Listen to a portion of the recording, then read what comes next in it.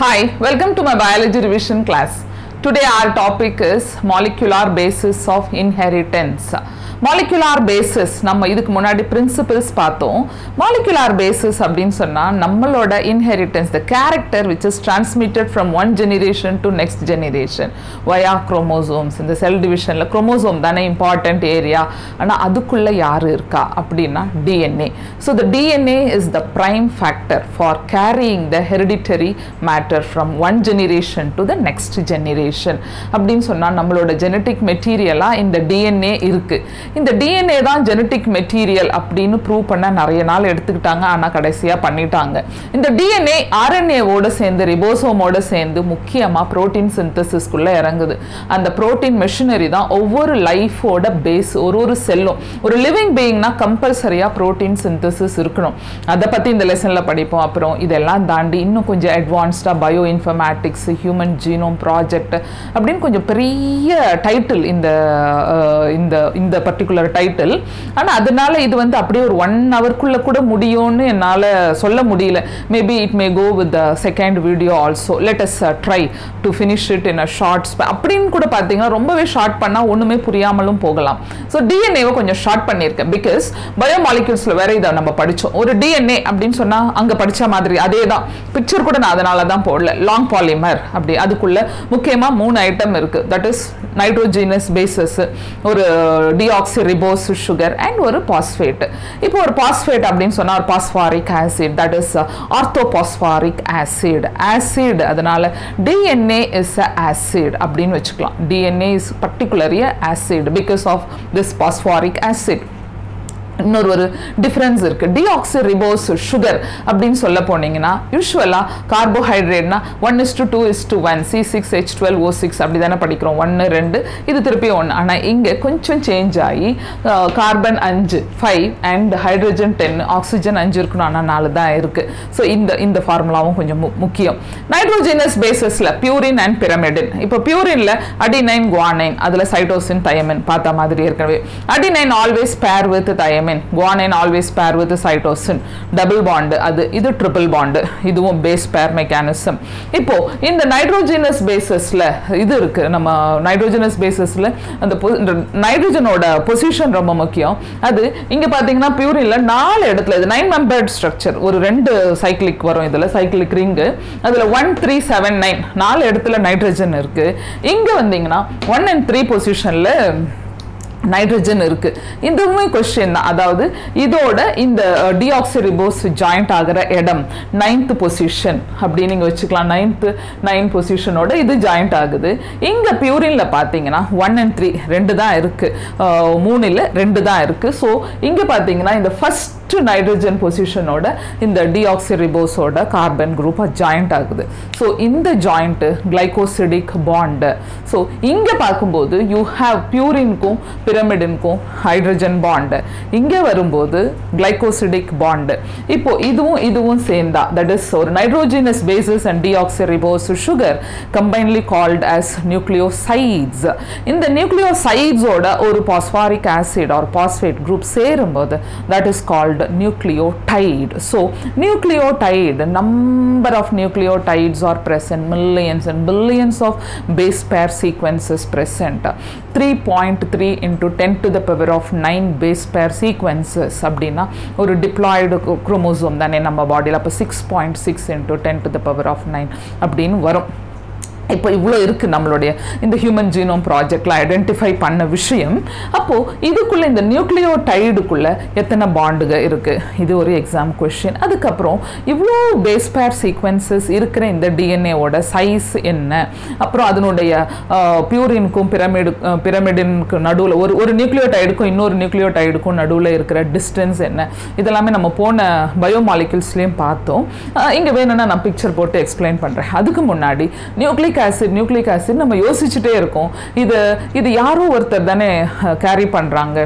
நம்ம principles of இன்ஹெரிட்டன்ஸில் சொன்ன மாதிரி மாங்காவோட விதையை விதைச்சா மாங்காய் மரம் தானே வருது, தென்னை மரம் வருது இல்லையே. இதை யார் டிட்டர்மின் பண்ணுறாங்க அப்படின்னா இந்த characters are carried by genes. Genes எங்கே இருக்குது? டிஎன்ஏல தானே ஜீன்ஸ் இருக்குது. அப்படின்னா இது ரொம்ப ஒரு ஃபேசினேட்டிங்காக every scientist were working for what the genetic material is, how it is carrying the same sequences from one generation to next generation with very slight variations. இதெல்லாம் தானே எவல்யூஷன்ல வருது.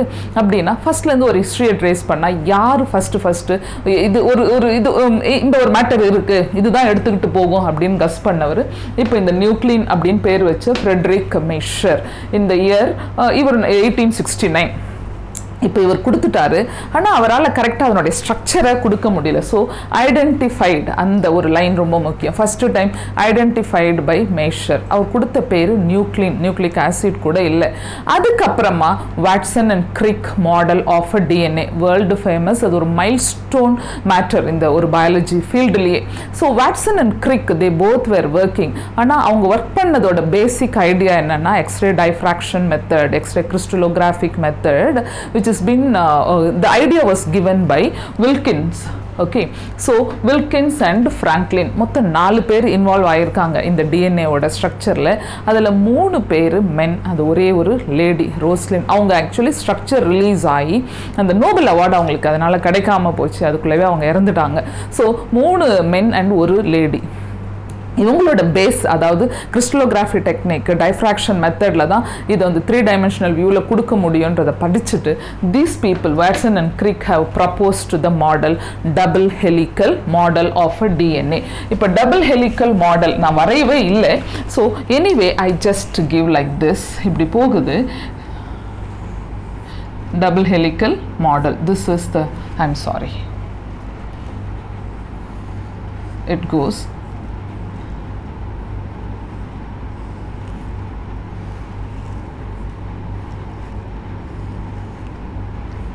this is the double helical model. ஒரு strand, this is one strand and here you have 3 prime, in here you have 5 prime. 3 prime and 5 prime அப்படின்னா ஒன்றும் இல்லை, நம்ம பயோமாலிக்யூல்ஸில் சொன்னேன். அதாவது ஒரு பாஸ்பேட் குரூப்போட நியூக்ளியோடைடு அட்டாச் ஆகிற பாஸ்பேட் குரூப்பு இந்த டிஆக்சிரிபோஸ் சுகரோட அட்டாச் ஆகும்போது என்ன ஆகும் அப்படின்னு சொன்னால் இங்கே தேர்ட் பிளேஸில் தேர்ட் கார்பனில் அட்டாச் ஆகிருக்கு. அடுத்தது போகும்போது 5th கார்பனில் அட்டாச் ஆகிருக்கும். அதுக்கு அடுத்தது போகும்போது அது 3rd கார்பனில் அந்த பாஸ்பாரிக் குரூப் attach ஆயிட்டே இருக்கு. So the attaching site தான் இப்படி பிரிக்கும் போது one side it is 3 prime and other side it is the 5 prime because this is the backbone, the phosphate diester is the backbone of DNA. இப்போ DNA ல இது ஒரு strand, this is another strand, double helical model. And the double helical model you have this the width of 20 angstrom. Okay, and you have இப்போ 1 2 3 4 5 6 7 8 இப்படி போனேன்னு வச்சுக்கோங்க. இது வந்து ஒரு 10 பேஸ் பேர் சீக்வன்சஸ். 10 பேஸ் பேர் சீக்வன்சஸில் இது ரெண்டுத்துக்கும் நடுவில் இருக்கிற கேப்பு 0.34 நானோமீட்டர். 0.34 நானோமீட்டர் அப்படி இல்லைன்னா 3.4 angstrom, because நானோமீட்டர் அப்படின்னு சொன்னீங்கன்னா that is 1 billionth, அது 10 to the power of minus 9 அப்படி போட்டுக்கலாம், 10 to the power of 9. இங்கே வரும்போது angstrom 10 to the power of 10 அப்படின்னு வருது. ஸோ இந்த நம்பரும் முக்கியம், ஏன்னா உங்களுக்கு பயோ மாலிக்யூல்ஸில் ஆங்ஸ்ட்ராங்ல கொடுத்துருக்காங்க, இங்கே வரும்போது நானோமீட்டரில் இருக்குது, அதையும் பார்த்துக்கோங்க. ஸோ இப்போ இது 0.34 nanometre into 10 base pair sequence அப்படின்னு பார்த்தீங்கன்னா 34 நானோமீட்டர் இப்படி வரும். ஸோ இது எல்லாமே ஒரு important number is very important because the gap should not change. இப்போ கேப் சேஞ்ச் ஆயிடுச்சுன்னா it is running in anti parallel direction. இந்த ஆன்டி பேரலல் டிரெக்ஷனில் ரன் ஆகும்போது it just goes in this direction இப்படி போகுது. இதில் இந்த டிஸ்டன்ஸ் மாறும்போது there will be a change in the base pair sequence. எப்பவுமே adenine always pair with thymine and guanine always pair with cytosine. இந்த combination கொஞ்சம் மாறும்போது லீட்ஸ் டு மியூட்டேஷன். இந்த மியூட்டேஷன் நடந்துருச்சுன்னா அதனுடைய ரிஃப்ளெக்ஷனாக புரோட்டீன் சிந்தசிஸ் மாறும். இதை தான் நம்ம அங்கே கேக் வில் கன்வெர்டட் இன்டு கக் அப்படின்னு பார்த்தோம். குளுட்டாமிக் ஆசிட்க்கு பதில் வேலைன் வரும். பிரின்சிபல்ஸ் ஆஃப் இன்ஹெரிட்டன்ஸில் ஒரு நார்மலாக ஃபார்ம் ஆகிற RBC will be converted into a sickle cell anemia formation. So அந்த கேப் இஸ் வெரி இம்பார்ட்டன்ட். இதெல்லாம் தான் ஒரு டிஎன்ஏவை ஸ்டேபிளாக வச்சுக்கிற மேட்டர். ஸோ இந்த பேஸ் பேர் அப்படிங்கிற ஒரு ஐடியாவை ஃபர்ஸ்ட் டைமாக ப்ரப்போஸ் பண்ணது வந்து செர்காஃப் ரூல். அந்த இந்த செர்காஃப் என்ன சொன்னார், ஒரு பேஸ் பேர்ன்றது இப்படி தான் இருக்குது. அதுவும் பார்த்தீங்கன்னா பியூரின் எவ்வளோ இருக்கும், ஒரு 50% பியூரின் இருந்தால் 50% பிரமிடின் இருக்கணும் அப்படின்ற அவசியம் இல்லை. ஆனால் எவ்வளோ இருக்கும், தட் இஸ் அடினைன் எவ்வளோ இருக்கோ அதே அளவு தயமின் இருக்கணும். அப்போ தான் அந்த பேரிங் கரெக்டாக இருக்கும். குவானைன் எவ்வளோ இருக்கோ அதே அளவு சைட்டோசின் இருக்கணும். அதனால சம்டைம்ஸ் அந்த காம்பினேஷன் 60% இருக்கலாம் ஒரு செல்லுக்குள்ள, இந்த காம்பினேஷன் 40% இருக்கும். So on the whole purine is equal to pyrimidine சொல்ல முடியாது. But one that is adenine is equal to thymine and guanine is equal to cytosine. இதையெல்லாம் சொன்னவர் செர்காஃப். இதுக்கப்புறம் they just made a few base pairs, that is இதெல்லாம் count பண்ண base பேர் sequences. இந்த bacteriophage லாம்டால என்ன நம்பர் இருக்குன்னு பார்த்துக்கோங்க. எஸ்கரிஷியா கோலையில் 4.6 × 10⁶ ஹியூமன் பீயிங். ஏன்னா திரும்ப வந்துகிட்டே இருக்கும். ஹியூமன் பீயிங்கில் ஹேப்ளாய்டு குரோமோசோம்குள்ளே எவ்வளோ டிஎன்ஏ பேஸ் பேர் இருக்குது, டிப்ளாய்டில் எவ்வளோ இருக்குது. டிப்ளாய்டு வந்து 6.6 × 10⁹.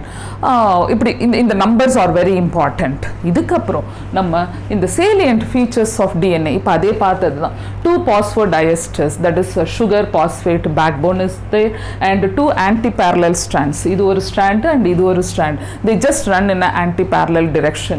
So 5' to 3' and 3' to 5'. 2 hydrogen bond and 3 hydrogen bond. Right hand coil we have bDNA, aDNA and zDNA. 3 DNA இருக்கு. ஆனா bDNA is a right hand coil, right hand fashion. அது right hand side போயிட்டு இருக்கு. Distance between two I said 0.34 nanometer இல்லாட்டி 3.4 angstrom. 10 molecules in one turn, that is ஒரு 360 degree angle போகும்போது அதுதான் major groove. இதுக்கு கீழே இந்த குட்டியா வர்றது எல்லாமே மைனர் குரூவ். மைனர் குரூவ் அப்படின்னு எடுத்துக்கிட்டிங்கன்னா உங்களுக்கு 12 ஆங்ஸ்ட்ராங். மேஜர் குரூவ் எடுத்துக்கிட்டா ஒரு 22 ஆங்ஸ்ட்ராங் சைஸ் இருக்கு. வித் வந்து 20 angstrom with and the length is this many nucleotide sequences are present. So the length of the DNA is approximately 2.2 meters within a cell. அது எப்படி அப்படியே ட்விஸ்ட் ஆகி உள்ள உட்காந்துட்டு இருக்குன்னு இங்கே வரும்போது பார்ப்போம். அதுக்கு அடுத்தது ஒன் பேஸ் பேர் இதெல்லாம் ஸ்டெபிலிட்டி. ஒரு பேஸ் பேருக்கு மேலே இன்னொரு base pair. Not only the phosphodiester bridge is a backbone, one over the other is just give the correct stability and the shape and structure, the maintenance, everything for the DNA. And then one strand of adenine ஒரு deoxyribose சுகரும் சேர்ந்தா அதுக்கு பேர் deoxy adenosine. இப்போ adenosine triphosphate அந்த question வரும் ஏடிபியில். அந்த ஏடிபியில் அடினோசைனுங்கிறது எதனோட combination, adenine and ரிபோஸா இல்லை adenosine and adenine and ribose. இங்கே அடினைன் அண்ட் டிஆக்சி ரிபோஸும் சேர்ந்தா டிஆக்சி அடினோசைன், அதே மாதிரி டிஆக்சி குவானோசைன் அந்த மாதிரி இருக்கு. இதே matter that is this combination combine with phosphoric acid, adenylic acid, guanylic acid, அது மாதிரி இதை மாதிரியும் கொஸ்டின் வரலாம். அதுக்காக தான் இங்கே நான் மென்ஷன் பண்ணியிருக்கேன். அடுத்ததான் நீங்கள் பார்க்க போனீங்கன்னா RNA வேர்ல்ட், அதுவும் ஜெனடிக் மெட்டீரியல் தான். நான் இங்கே RNA பற்றி ஒன்றுமே கொடுக்கல, ஜஸ்ட் ஒரு 2 லைனில் விட்டுட்டேன். ரீசன் என்னன்னா RNAல நிறைய டைப்ஸ் இருக்கு. RNA is the very important matter which is carrying the protein synthesis மெஷினரியோட பேஸே RNA தான். கமாண்டர் இன் சீஃப் வந்து DNA, பட் த ஒர்க் மொத்தத்தையும் பண்ணுறது RNA. ஸோ நம்ம ப்ரோட்டீன் சிந்தசிஸில் தனியாக RNAவை பற்றி படிப்போம். இங்கே நான் RNAல 2 மேட்டர் தான் கொடுத்துருக்கேன். என்னன்னா அது வந்து ரொம்ப ஸ்டேபிளாக இல்லை, மாறிக்கிட்டே இருக்கு. காரணம் என்னன்னா இங்கே செகண்ட் பொசிஷனில் OH குரூப் இருக்குது. அதே டிஎன்ஏல அது 3rd பொசிஷனில் இருக்குது. அது ஒரு மேட்டர். இங்கே செகண்ட் பொசிஷனில் இல்லாதனால ரொம்ப இருக்கிறதுனால ரொம்ப ரியாக்டிவ், இதனோட ரியாக்டிவிட்டி ரொம்ப அதிகம். So the changing is also more and so it is not stable. அதை பற்றி படிக்கிறதுக்காக அந்த ஒரு பாயிண்ட். அடுத்த பாயிண்ட், இங்கே this pyrimidine has got a thymine. இங்கே வரும்போது thymine is replaced by uracil. அதே மாதிரி இதெல்லாம் டபுள் ஸ்ட்ராண்டட், அது வந்து சிங்கிள் ஸ்ட்ராண்டட் ஸ்டாண்டர்ட் தான். ஆனால் சில நேரத்தில் அப்படி அதுவே காயில் பண்ணிக்கும், அதுவே காயில் பண்ணி டபுள் ஸ்டாண்ட் மாதிரி ஒரு அப்பியரன்ஸை கொடுக்கும். அதெல்லாம் நம்ம RNA பற்றி தனியாக படிக்கும்போது சொல்லித்தரேன் டயக்ராமேட்டிக்காக. அடுத்தது இப்போ ஜென்ரலாக ஒரு DNA ரொம்ப பெருசாக இருக்குது, 2.2 meters. அது அப்படியே உள்ள குட்டியாக அப்படியே சுற்றி பேக் பண்ணி உள்ளே உட்காந்துருக்கு. பேக்கேஜிங் ஆஃப் DNA ஹெலிக்ஸ், ஒரு dimension of nucleus 10 to the power of 6 போகிறோம். பட் இதுக்குள்ளே அப்படியே பேக்காக இருக்கணும்னா யார் இதை அவ்வளோ அழகாக பேக் பண்ணி வச்சுருக்காங்க அப்படின்னு பார்க்க போனீங்கன்னா ஜென்ரலாக யூ கேன் சே தட் ஒரு குரோமோசோம். இப்போது அண்ட் ஜஸ்ட் ட்ராயிங் இங்கே பாருங்கள், ஒரு குரோமோசோம் இருக்குது. This is the chromosome. குரோமோசோம்குள்ளே என்ன இருக்குது அப்படின்னு பார்த்தீங்கன்னா coils. This is the coil, chromonemata. இந்த குரோமோனிமேட்டாவை அப்படியே பிரிச்சிங்கன்னா இப்படி ஒரு காயில் வருது. இது யாருன்னு பார்த்தா சோலினாய்டு. இந்த சோலினாய்டை இன்னும் கொஞ்சம் பிரித்து போட்டால்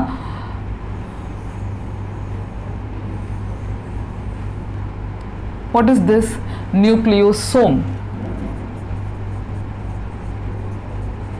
இந்த நியூக்ளியோசோமை பிரிச்சா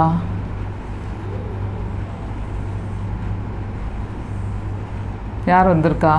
See, we have got a DNA. This is the structure. ஒரு chromosome, chromonimata, solenoid and nucleosome, and then you got a DNA, double helical. So the packaging is a bead-like structure. You can see that is nothing but a nucleosome. ஒரு நியூக்ளியோசோம்னா என்ன இருக்கும்? ஒரு நியூக்ளியோசோமில் கம்பல்சரியாக 200 base pairs இருக்குது. ஒரு நியூக்ளியோசோமில் ஒரு 1.7 or 1.8 அப்படி சுற்றும். இந்த DNA அப்படி சுற்றிக்கிட்டு வெளியே வருது. அந்த இதில் ஒரு நியூக்ளியோசோம் ஒரு பீட்ஸ் மாதிரி இருக்குன்னா அதுக்குள்ளே ஒரு 8 ஆக்டோமர்ஸ் இருக்குது, 8 ஆக்டோமர்ஸ். இந்த 8 octamers are nothing but histone protein.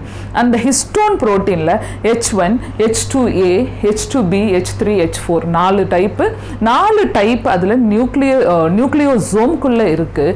ஒன்று வந்து it is present in this linker area. இந்த லிங்கர் ஏரியாவில் H1 ஹிஸ்டோன் புரோட்டீன். இது வெரி இம்பார்ட்டன்ட் கொஸ்டின். லிங்கரில் இருக்கிறது H1, இதில் இருக்கிற ஆக்டோமரில் இருக்கிறது ஒரு 8 பல்பு மாதிரி அப்படியே சுற்றிக்கிட்டு இருக்கும். அதுக்குள்ளே இருக்கிறது H2, H2A, H2B, H3, H4 4 histone.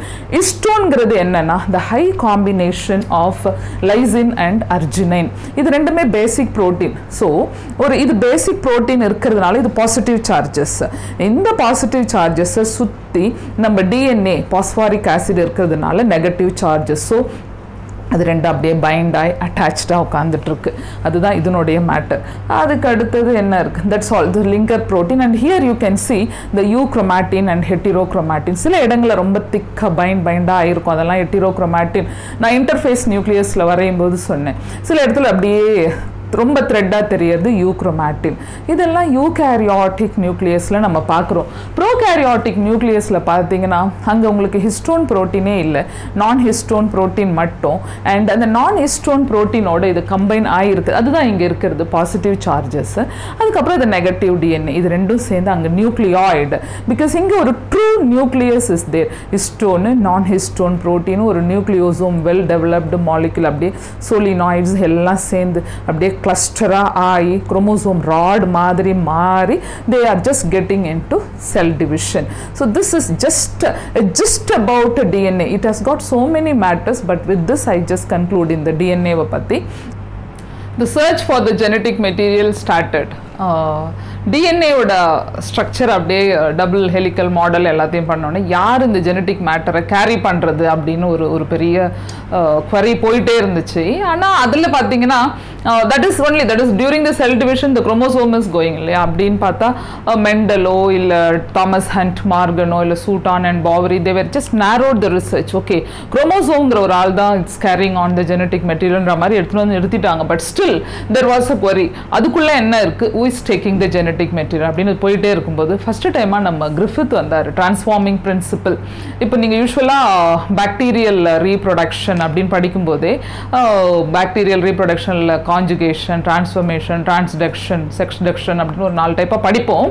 அதில் இந்த டிரான்ஸ்ஃபார்மிங் பிரின்சிபல்ஸ் அங்கேயுமே படிப்போம். அப்படின்னா என்னென்னா, கிரிஃபித்தோட எக்ஸ்பெரிமெண்ட் வந்து 1928 அவர் ஸ்டார்ட் பண்ணி வச்சார். இந்த ஜெனட்டிக் மெட்டீரியல் தான் டிஎன்ஏவாக இருக்கணும், டிஎன்ஏ தான் ஜெனட்டிக் மெட்டீரியல்னு அவர் கம்பல்சரியாக ப்ரூஃப் பண்ணலை. ஆனால் அப்படின்னு சொல்லிட்டு அப்படி ஒரு மேம்போக்கா சொல்லியிருக்காரு. எப்படின்னு பார்த்தீங்கன்னா, he has just selected two strains of bacteria, streptococcus bacteria, pneumococcus pneumoniacoccus அப்படி கூட சொல்லிக்கலாம், டிப்ளோகாக்கஸ் நிமோனியா இல்லாட்டி அந்த மாதிரி. ஸோ இந்த ஸ்ட்ரெப்டோகாக்கஸ் நிமோனியா காசிங் பாக்டீரியா ஒன்று, அது வந்து ஸ்மூத்தாக இருக்கும். ஏன்னா அது மேலே ஒரு பாலிசாக்ரைடு, அந்த கோட்டை வளரும்போது அது ஸ்மூத் ஸ்ட்ரெயினாக இருக்கும். இன்னொன்று வந்து ஸ்மூத்தாக இருக்காது, பார்க்கறதுக்கு ரஃப் ரவா மாதிரி அப்படி குச்சுன்னு இருக்கும். அது வந்து R strain. So smooth strain, R strain இப்படி ஞாபகம் வச்சுக்கலாம். ஸ்மூத்தாக இருக்கிற ஸ்ட்ரெயின் ஆபத்தான strain, that is it is virulent, it is causing pneumonia. R strain ரஃபாக இருக்குது, ரொம்ப ரஃபாக பேசினா சைலண்டாக இருக்க மாதிரி, they don't cause any disease. இப்போ இந்த ஸ்மூத் ஸ்ட்ரெயின் பாக்டீரியாவை எடுத்து he was injecting into the mice body, ஒரு எலிக்குள்ளே போட்டார். போட்ட உடனே எலி was dead. Okay, the rats were all dead. ஆனால் இந்த rough strain when he was injecting, the rats were not dead, they were alive. அப்படின்னா the rough strain is not causing pneumonia தானே அர்த்தம், but smooth strain caused pneumonia, so rats dead. So இது வந்து ஒரு first டைமாக பார்த்து இதுக்கும் இருக்கிற டிஃப்ரென்ஸை ஃபர்ஸ்ட் டைமாக பண்ணிட்டாரு. செகண்ட் டைம் என்ன பண்ணாரு, அதே ஸ்மூத் ஸ்ட்ரெயினை ஹீட் பண்ணாரு. நல்லா ஹீட் பண்ணிட்டு ஹீட் கில்டு ஸ்மூத் ஸ்ட்ரெயின். அப்படின்னா அங்கே ஃபுல்லாக ஹீட் ஆகி போயாச்சு. போன பிறகு அதை எடுத்து இன்ஜெக்ட் பண்ணி பார்த்தாரு ரேட்டுக்குள்ளே. அப்போ வந்து ரேட்ஸ் வேர் ஆல் அலைவ், அது சாகலை. அப்படின்னா என்ன அர்த்தம், நல்ல சூடு பண்ணும்போது ஸ்டிரைல் ஆயிடுச்சு, அது எல்லாமே போயிடுச்சு. அதாவது the disease causing content present in that strain is no more alive அப்படின்னு தானே அர்த்தம். So the rats were all alive. இது செகண்ட் டைமில் ஸ்மூத் ஸ்ட்ரெயினில் பண்ணும்போது. தேர்ட் டைம் அவருக்கு ஒரு ஐடியா, என்ன பண்ணலாம் அப்படின்னு சொல்லிட்டு இந்த ஸ்மூத் ஸ்ட்ரெயின் இருக்கு இல்லையா, அதை வந்து ரஃப் ஸ்ட்ரெயினோட மிக்ஸ் போட்டு அனுப்பி வச்சார். உள்ள போயிட்டு பார்த்தா இப்போ நம்ம எதிர்பார்க்குறோம், ஏன்னா ஸ்மூத் ஸ்ட்ரெயின் வந்து இட் இஸ் பீன் கில்டு, அதாவது heat guild smooth strain. Already it is not killing த ரேட்டில், எப்பயுமே அது சாகடிக்காதுன்னு தான் நம்ம நினைப்போம். அதே மாதிரி இங்கே ஆர் ஸ்ட்ரெயின் ஏற்கனவே சாகடிக்கல, இது ரெண்டும் சேர்ந்தால் என்ன சாகடிக்க போகுது அப்படின்னு பார்த்தா அன்ஃபார்ச்சுனேட்டாக எல்லா ரேட்ஸும் டெட். அப்படின்னா என்ன அர்த்தம், இங்கே பாருங்கள், ரெண்டும் சேரும்போது சாகுது. அப்படின்னா ஏற்கனவே இதுக்கு அந்த விருலன்சி இல்லை, நான் விருலண்ட்னு சொல்லுவோம் disease, they are not causing any disease. இது எல்லாம் விருலன்சியாக இருந்து இப்போ விருலண்ட்டாக இல்லாமல் போயிருக்கு. அப்படி இருந்தாலும் இது எப்படி ரேட்டு செத்துச்சு அப்படின்னா ஒரு கொன்று சரின்னு சொல்லிட்டு எடுத்து செத்து போன ரேட்டில் இருந்து அந்த எஸ் ஸ்ட்ரெயின் எல்லாம் எடுத்து பிரித்து பார்க்குறாரு. பார்த்தா திருப்பியும் எல்லாமே அதுலேருந்து he was able to isolate. நான் இங்கே எழுதியிருக்கேன் S strains and R and virulence. இந்த எஸ் ஸ்ட்ரெயின் எல்லாம் அப்படியே மூவ் ஆகி போயிருக்கு, டிரான்ஸ்ஃபார்ம் ஆகிருக்கு. எப்படி டிரான்ஸ்ஃபார்ம் ஆகும் அப்படின்னா வேற ஏதோ நடந்திருக்கு. அப்போ டிரான்ஸ்ஃபார்மிங் பிரின்சிபல், அப்போ இதுதான் genetic material that is moving from one generation to another generation. This is the genetic material அப்படின்னு சொல்லிட்டாரு. டிஎன்ஏ தான் ஜெனட்டிக் மெட்டீரியல் எங்கே ப்ரூவ் பண்ணாரு, ஒரு கண்டென்ட்டை எடுத்துட்டாரு, அது ஆர்என்ஏவாகவும் இருக்கலாம், இல்லை ப்ரோட்டீனாகவும் இருக்கலாம், எதுவாகவும் இருக்கலாம், அது டிஎன்ஏ தான் அப்படி இல்லைன்னு சொல்லிட்டு எல்லாருக்குமே அது ஒரு மாதிரி கன்வின்சிங் ஆன்சராக இல்லை. அதனால என்ன பண்ணாங்க, இவர் அப்சல்யூட்டாக ஒத்துக்கலைன்னா பிரிச்சும் வேற காட்டல, இதான் டிஎன்ஏ, இந்த பிடிங்க, இதுதான் நான் எடுத்தது அப்படின்னு சொல்லவே இல்லை. So he wasn't accepted by everyone. So later on the people were just improvise his work. இந்த இம்ப்ரவைசேஷனில் யாரெல்லாம் வராங்கன்னு பார்த்தீங்கன்னா, ஆவரி ஏற்கனவே ஒர்க் பண்ணியிருப்பார். அதை தாண்டி இப்போது மெக்லாய்டு, மெக்கார்த்தி, இவங்க எல்லாருக்குமே ஒரு ஐடியா இருந்துச்சு, எப்படி இருந்தாலும் ஒரு டிஎன்ஏவோ இல்லை ப்ரோட்டீனோ தான் வந்து ஜெனட்டிக் மெட்டீரியலாக இருக்க முடியும், வேறு எது ஜெனட்டிக் மெட்டீரியலாக இருக்கும் அப்படின்னு சொல்லிட்டு இவரோட ஒர்க்கையே திருப்பியும் எடுத்து ஆரம்பித்தாங்க. அந்த ஒர்க்லேயே எடுத்து டிஎன்ஏவை, ஆர்என்ஏவை, ப்ரோட்டீனை எல்லாத்தையும் ஐசோலேட் பண்ணி பார்த்துட்டு இருந்தாங்க. அதுக்கப்புறம் இப்போ ஒரு இந்த டிஎன்ஏ டைஜஸ்டர், ஆர்என்ஏ டைஜஸ்டர், இந்த என்சைம் சொல்லுவோம், ப்ரோட்டியேஸ் போட்டால் ப்ரோட்டீன் எல்லாம் எல்லாம் பிரேக் ஆகுது. RNAs போட்டால் RNA எல்லாம் பிரேக் ஆகுது, ஆனால் DNA ஒன்றாகலை, அப்படியே இருக்குது. அதே மாதிரி இப்போ RNAஸோ இல்லை ப்ரோட்டியேஸோ இந்த என்சைம்ஸ் எல்லாம் போடும்போது இந்த டிரான்ஸ்ஃபார்மிங் பிரின்சிபிள்ஸ் வந்து அஃபெக்ட் ஆகலை, அது பாட்டுன்னு ப்ரொசீட் ஆகிட்டு இருக்குது. அப்படின்னா RNAவோ இல்லை ப்ரோட்டீனோ இன்வால்வ் ஆகலைன்னு தானே அர்த்தம். ஆனால் DNAs போட்டால் டிரான்ஸ்ஃபார்மிங் பிரின்சிபிள்ஸ் அப்படியே நின்று போகுது. அப்படின்னா என்ன அர்த்தம்? DNA தான் கம்பல்சரியாக ஒரு மேட்டரை தூக்கிக்கிட்டு போகுது ஒரு ஜென்ரேஷன்லேருந்து நெக்ஸ்ட் ஜெனரேஷனுக்கு அப்படின்னு ஒரு எக்ஸ்பிளனேஷன் அவர் கொடுத்தாரு. எல்லாருமே சேர்ந்தும் கொடுத்தாங்க. ஆனாலும் என்டையர் சயின்டிஃபிக் கம்யூனிட்டி அக்செப்ட் பண்ணலை. ஏன்னா அவங்களுக்கு எக்ஸ்பெரிமெண்டல் ப்ரூஃப் வேணும். ஒரு ரொம்ப ஒரு இம்பார்ட்டன்ட் ரிசர்ச் இல்லையா டிஎன்ஏங்கிறது. எக்ஸ்பெரிமெண்டலாக you prove then we will accept the DNA is the genetic material. அப்படியே ஹேங்கி பேங்கியாக the work is been stopped அப்படியே இருந்துச்சு. ஆனால் எல்லாரும் அப்படி நிறுத்திடல. பின்னாடி வந்ததுலேயே ரொம்பவே இன்னொரு மைல் ஸ்டோன் மேட்டரிங் என்னன்னா Martha Chase, Hershey and Martha Chase இவங்களோட எக்ஸ்பெரிமெண்ட்டே அவங்களுடைய தாட்டே வேறு மாதிரி. அவங்க செலக்ட் பண்ண பாக்டீரியோஃபேஜ் ஆகட்டும், அவங்க அந்த சென்ட்ரிஃபிகேஷன் மெத்தடுக்கு கொண்டு போனதாகட்டும், எல்லாமே வந்துட்டு அப்சல்யூட்டாக நான் ப்ரூவ் பண்ணுவேங்கிற மாதிரியே இறங்கியிருக்கோம். அதுதான் அவங்களோட இம்பார்ட்டன்ஸ். ஸோ எப்பவுமே பார்த்தீங்கன்னா genetic matter is DNA proved by அப்படின்னு கேட்டால் Martha Chase and Hershey and Martha Chase ரெண்டு பேர் தான். Genetic material research started by the transformed material அப்படின்லாம் ஆரம்பிச்சாங்கன்னா அது கிரிஃபித். ஏன்னா கிரிஃபித் 28லேயே ஆரம்பிச்சிட்டாரு. 42 பக்கம்தான் double helical model Watson and Crick. இவரோட ஒர்க் பார்த்தீங்கன்னா 52. அப்படின்னா இங்கே 28லேருந்து 52 வரைக்கும் they didn't know how to separate DNA. அந்த ஒரு கன்ஃபியூஷன் இருந்தது. though it is the big molecules, that is the molecular weight is too heavy, they didn't know the ways and means to segregate DNA while it is transforming from one generation to another generation. So what they've done was they just chosen the bacteriophage. Virus particle எடுத்துக்கிட்டாங்க. ஏன்னா virus பார்ட்டிக்கல்ல virus is a particle. I didn't mention it is a living thing. Once it is getting into a host body, it is a living thing. Outside the body, it is a non-living entity. But it has got a outer coat of a capsid.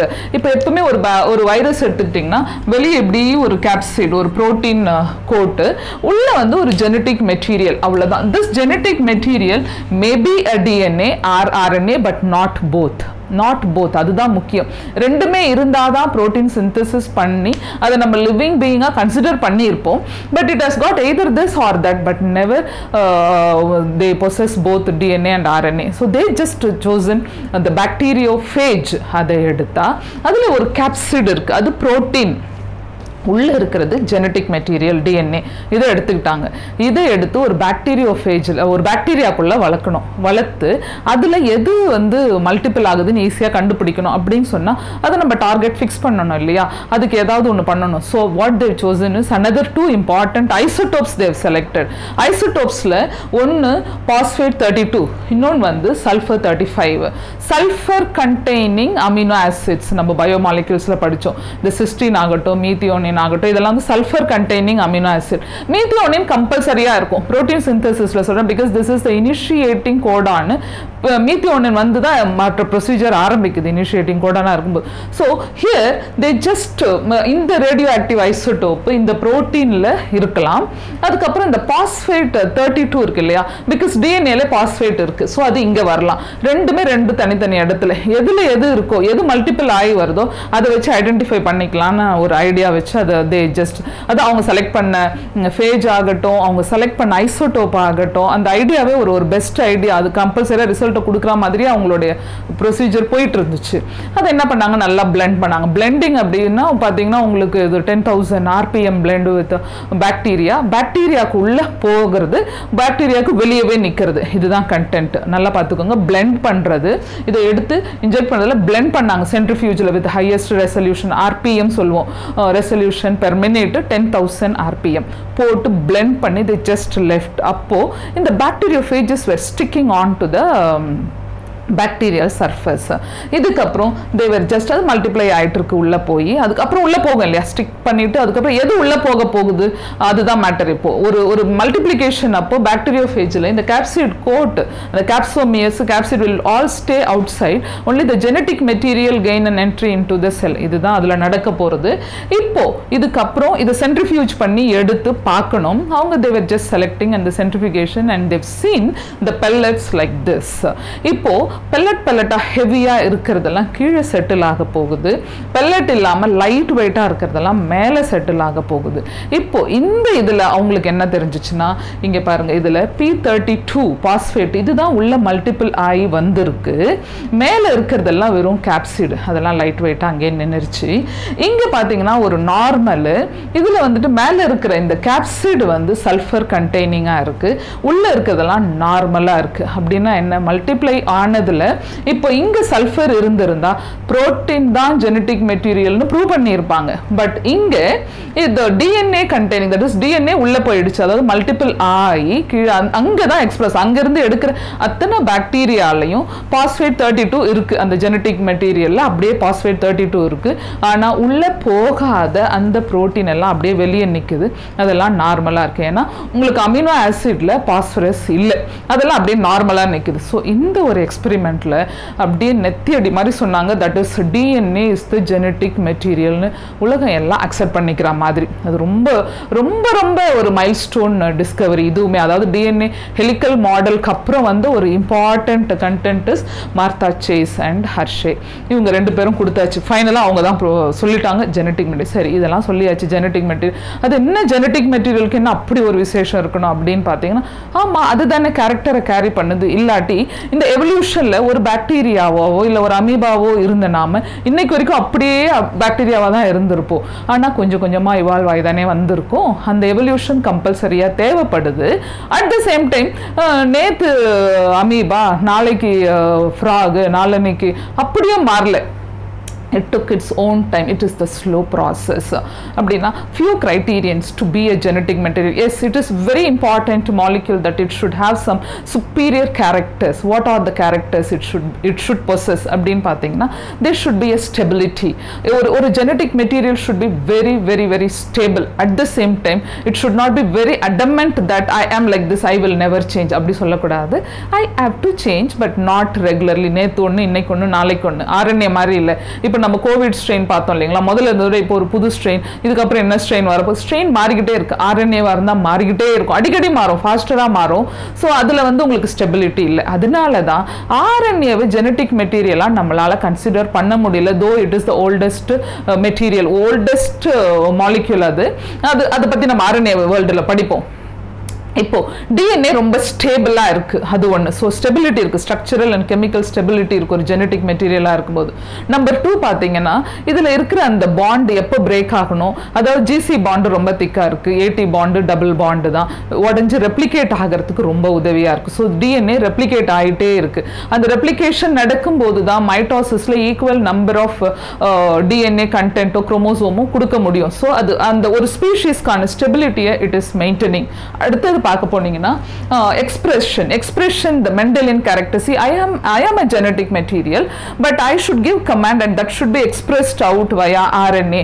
So அந்த எக்ஸ்பிரஷன்ங்கிறதுக்கான கோடை இது கொடுக்குது, அதை எடுத்துக்கிட்டு வர RNA அதை வெளிப்படுத்துது. So இங்கே RNA ஒரு வேலைக்கார மாதிரி வேலை செய்யுது, டிஎன்ஏ ஒரு கமாண்டர் இன் சீஃப் மாதிரி உட்கார்ந்துக்கிட்டு அதனுடைய கமாண்டை கொடுத்துட்டே இருக்குது. That is all expressed outward. எனக்கு மூக்கு இப்படி இருக்குது, உனக்கு நாக்கு அப்படி இருக்குது, கலர் இப்படி இருக்குது, ஹேர் நல்லா வளர்ந்துருக்கு, அந்த கலர் ஃப்ளவர் இப்படி இருக்கு, இந்த colour. So all these are the expression that is determine by DNA. அந்த ஸ்டெபிலிட்டி டிஎன்ஏ கிட்ட இருக்கு. அதுக்கப்புறம் இது scope for slow changes. As I said that change ஆகணும், பட் நேற்று இன்னைக்கு நாளைக்கு அப்படின்னு உடனே சேஞ்ச் ஆகக்கூடாது. அப்படியே ஸ்லோவாக பில்லியன் இயர்ஸாக மில்லியன் இயர்ஸாக மாறி மாறி மாறி மாறி கொஞ்சமாக வளர்ந்து இப்போ அப்படியே ஒரு சிங்கிள் செல்லில் ஆரம்பித்த உலகம் ஹியூமன் பீயிங் ஒரு டாப் மோஸ்ட் மெமாலியனுக்கு வந்து நின்று இருக்குன்னா, this is because it has got a capacity to change but not frequently, but it will change. இத்தனை கேரக்டர் இதில் இருக்கு. இதனுடைய ஸ்டெபிலிட்டிக்கு உங்களுக்கு அந்த பாஸ்போடைஎஸ்டர் பிரிட்ஜில் the second OH, இங்கே RNA-ல செகண்ட் OH குரூப் இருக்கு, இங்கே அந்த தேர்ட் OH பொசிஷன் அது ரொம்ப ஸ்டெபிலிட்டி. அதுக்கப்புறம் அந்த thymine is very stable than uracil. All this makes DNA is a very stable genetic compound. அதுவும் இல்லாத இந்த ஸ்டெபிலிட்டியை எப்படி ப்ரூவ் பண்ணாங்க அப்படின்னு பார்த்தீங்கன்னா, கிரிஃபித் எக்ஸ்பெரிமெண்ட்டை திருப்பியும் நோண்டி பார்த்துட்டு இருந்தாங்கல்ல இந்த ஆவ்ரி, மெக்லாய்டு, மெக்கார்த்தி. நல்ல ஹீட் கில்டு ஸ்ட்ரெயின் அப்படின்னு சொல்கிறாங்க. ஹீட் கில் பண்ணி செத்து போன ஸ்ட்ரெயின் திரும்பவும் எப்படி உயிர் வந்துச்சு அப்படின்னு பார்த்தீங்கன்னா அது apart. two strands of DNA is apart, but if the suitable condition comes they are capable of uniting and A can join with the T and G can join with the C and they'll make a winding. They just wind and form a double helical model. So they have got that capacity, number one. Number two, all these other components like proteases and other RNAs எல்லாம் போயிட்டே இருந்தா கூட DNAs மட்டும்தான் வரணும் இது stable இது பண்ண. மற்றபடி DNA is very stable. Heat kill பண்ணாலும் வரும் அப்படின்னு அந்த ஸ்டெபிலிட்டியை இவங்க கொடுத்தாங்க. அதுக்கப்புறம் they are very less reactive. நான் சொன்ன மாதிரி தேர்ட் OH குரூப் இருக்கிறதுனால ரொம்ப less reactive, more stable. But RNAல அது உல்டாவாக இருக்குது, more reactive and less stable. இதெல்லாம் வச்சு DNA தான் ஜெனட்டிக் மெட்டீரியல் அப்படின்னு சொல்லி கன்ஃபார்ம் பண்ணி முடிக்கிறாங்க. இப்போ நாம அடுத்தது RNA வேர்ல்டு, அதுக்கப்புறம் நம்ம செமி கன்சர்வேட்டிவ் மாடல் பற்றி பார்ப்போம். Now let's get into the replication of DNA. DNA எப்படி ரெப்ளிகேட் ஆகுது, என்னென்ன மெத்தடில் போகுது அப்படின்னு சொல்லிட்டு பார்த்தீங்கன்னா ரெப்ளிகேஷனாக ஒன்றும் இல்லை. அதாவது இப்படி இருக்கிற இந்த பேட்டர்ன் இப்படி பிரிஞ்சு இப்படி பிரிய போகுது, இதில் இப்படி வரும் இன்னொரு ஸ்ட்ராண்ட், அவ்வளோதான் DNA, அவ்வளோதான் அப்படின்னு நான் ரொம்ப சிம்பிளாக சொல்கிறேன். அதுக்குள்ளே அவ்வளோ என்சைம்ஸ் ஒர்க் ஆகுது. இந்த மெத்தடில் தான் பிரியுது அப்படின்னு சொல்கிறத பார்த்தீங்கன்னா அது செமி கன்சர்வேட்டிவ் மாடல் அப்படின்னு. ஃபர்ஸ்ட் இந்த DNA ரெப்ளிகேஷனோட idea by Watson and Crick 1953. அதாவது கொஞ்ச நாளே கொடுத்துட்டாங்க அந்த DNA டபுள் ஹெலிக்கல் மாடல் கண்டுபிடிச்சு. அதுக்கப்புறம் இதில் சொல்கிறாங்க, இதில் நிறைய மெத்தட் இருந்துச்சு, இந்த dispersive method, conservative method, semi conservative மெத்தடுன்னு. ஆனால் செமி கன்சர்வேட்டிவ் மெத்தட் தான் எக்ஸ்பெரிமெண்டலாக ப்ரூவ் பண்ணாங்க.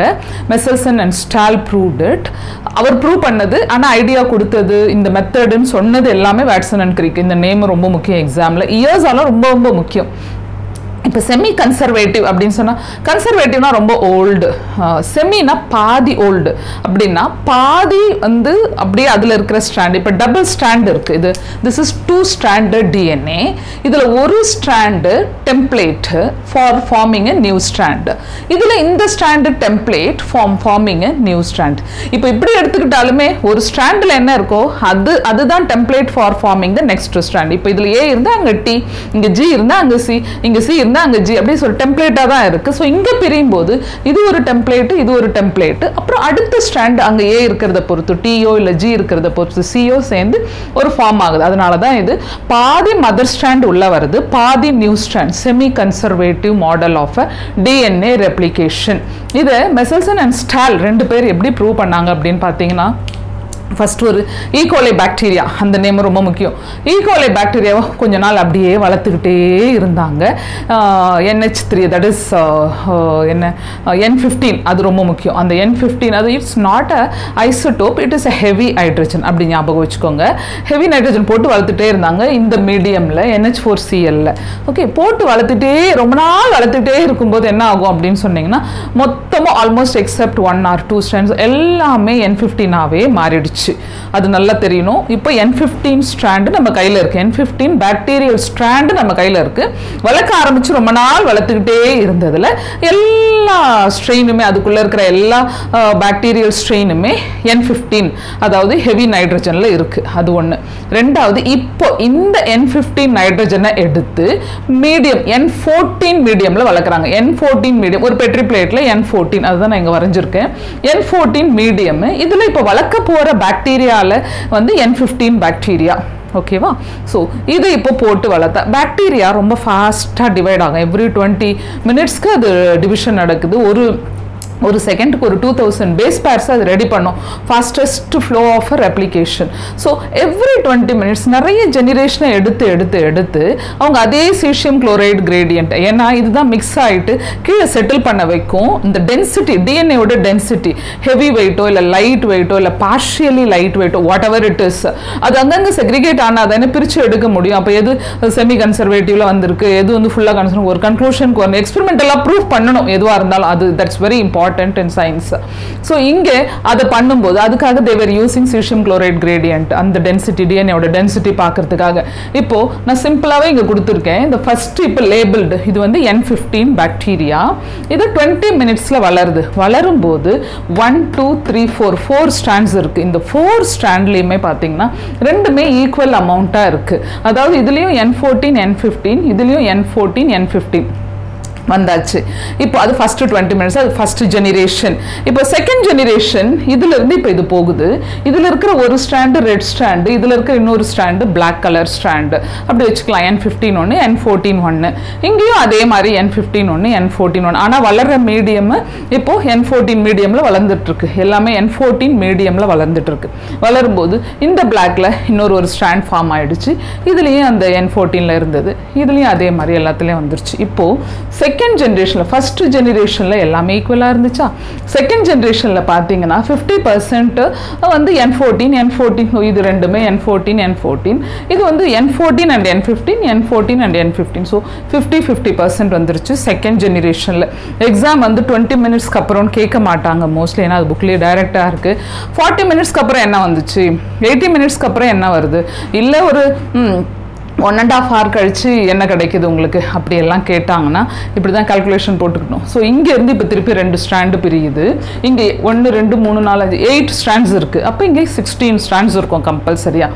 அந்த 16 ஸ்ட்ராண்ட்ஸில் 1 2 3 4 5 6 ஸ்ட்ராண்ட்ஸ் முழுக்க N14 அந்த 2 ஸ்ட்ராண்டில் மட்டும் ஒரு N14 ஒரு N15 ஒரு N14 ஒரு N15 அப்படின்னு பார்த்தீங்கன்னா 75% தேர்ட் ஜெனரேஷன், அதாவது 60th மினிட் ஜெனரேஷன்ல this is the amount. 75% அப்படியே N14 ஆகும், 25% தான் N14 ஆகும் பிரிஞ்சிருக்கு.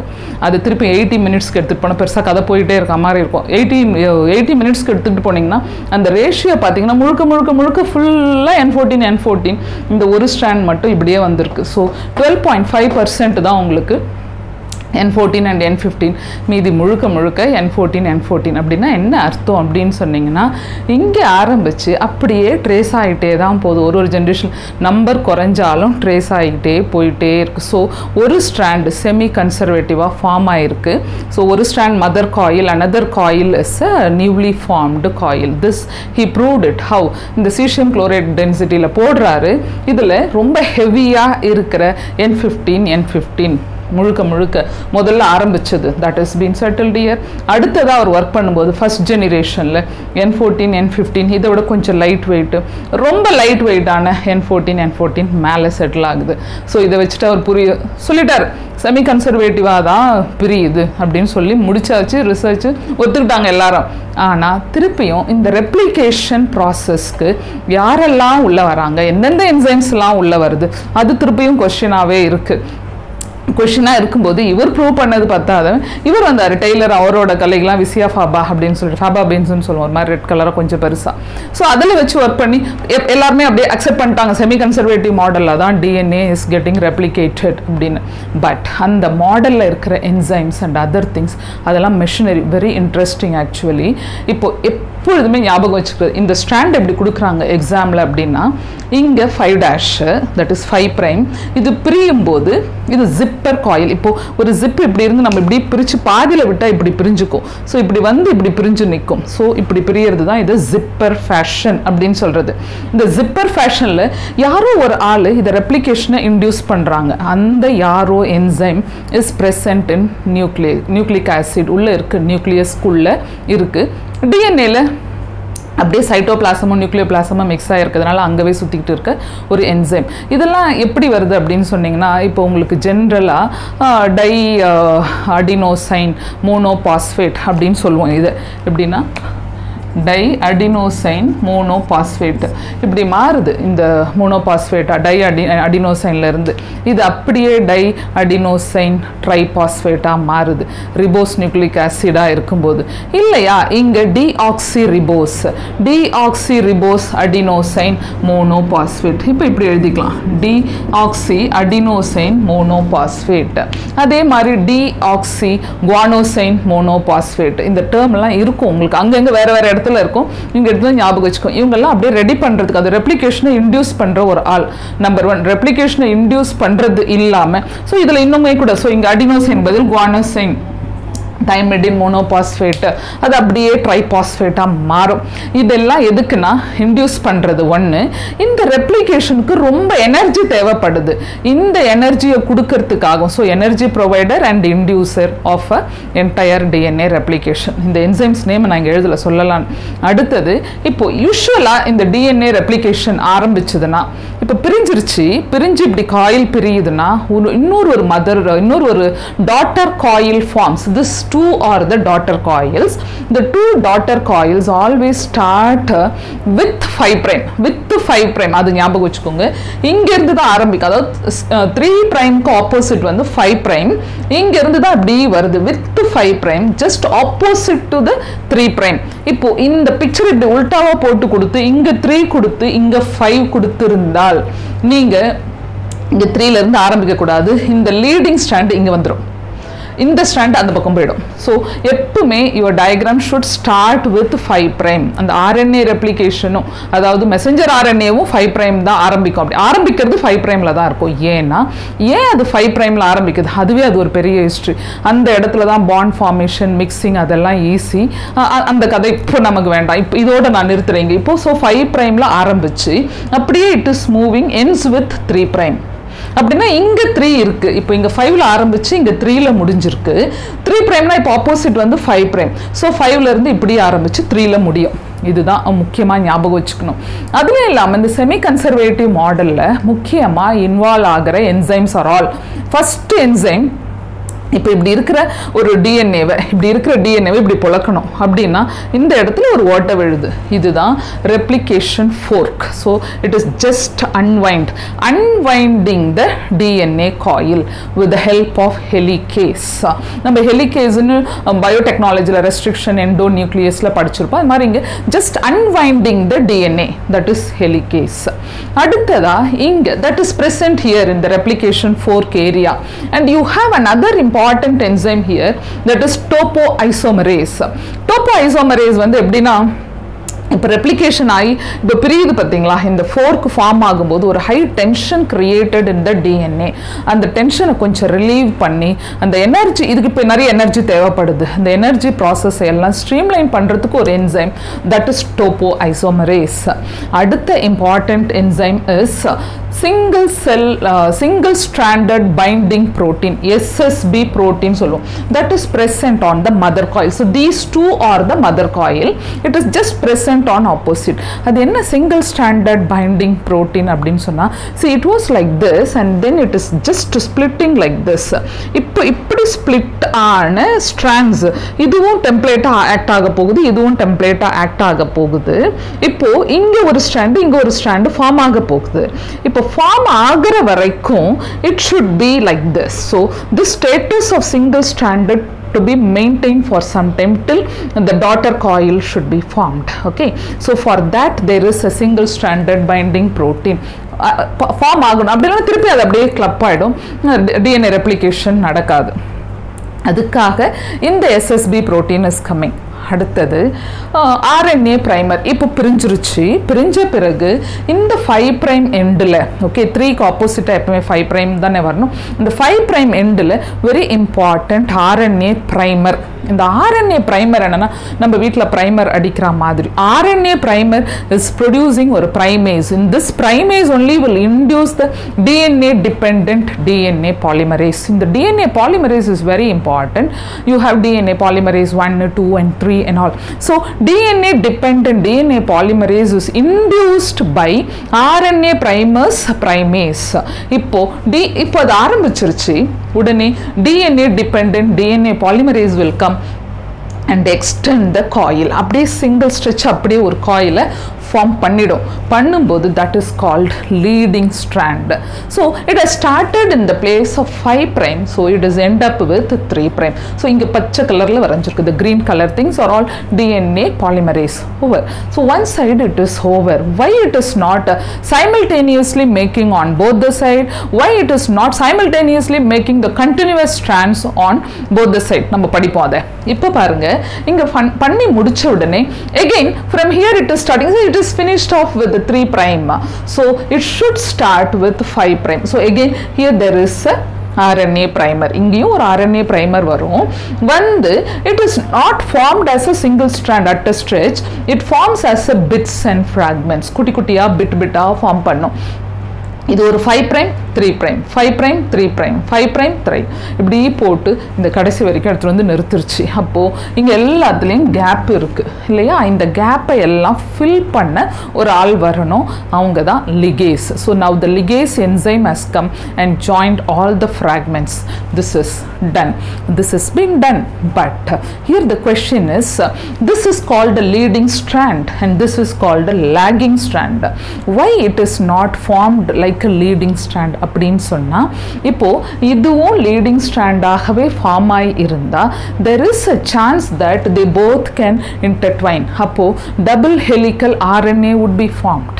அந்த மாதிரி ஃபார்ம் ஆகிறதுக்கு அதுவும் இல்லாமல் டபுள் ஹெலிக்கல் RNAல இந்த 2 ஸ்ட்ராண்ட் மிக்ஸ் ஆயிடுச்சுன்னா இது கொடுக்குற codes for messenger RNA in protein synthesis உல்டாவாயிடும். அப்படி மாறும்போது அது மியூட்டேஷனில் போய் நிற்கும்.